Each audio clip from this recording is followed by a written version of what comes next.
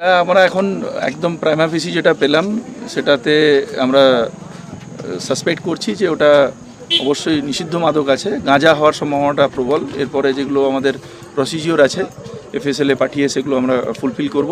মগরাহাট থানা ওসির নেতৃত্বে আমরা আমাদের ছেলেরা লাগাতার এটা ট্র্যাক করার চেষ্টা করছিল। এখানে একটা রুট আছে ও যেগুলো আমরা ক্র্যাকডাউন করার চেষ্টা করছি বিভিন্ন মাদকদ্রব্যের উপরে। As a part of that আজকে একটা খুব বড় সাকসেস আমাদের টিম পেয়েছে।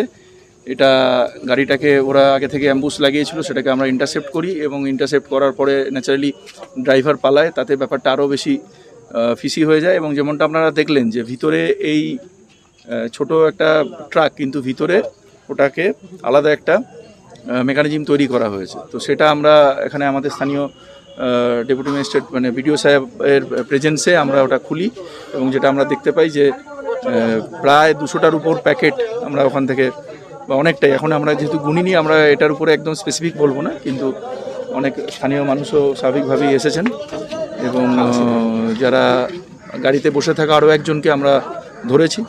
ন্যাচারালি আমরা এরপরে ইনভেস্টিগেশনটাকে একদম will take it to the and.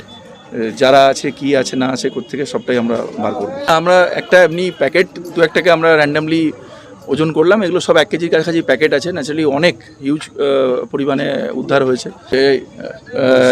রাস্তায় ইন্টারসেপ্ট করা হয়েছে, যেটুকু আমাদের কাছে প্রাইমা ফেসি ইনফরমেশন আছে যেটা উড়িষ্যার দিক থেকে আসছিল আর কি, যখন আমরা ট্র্যাক করছিলাম সেই ইন্টেলিজেন্সটা ছিল। এর বেশি আমরা এখনই বলবো না তদন্তের স্বার্থে, কিন্তু যেখান থেকে আসছিল একজনকে তো অবশ্যই আমরা আটক করেছি।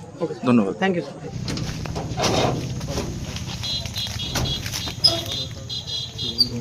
ঠিক আছে।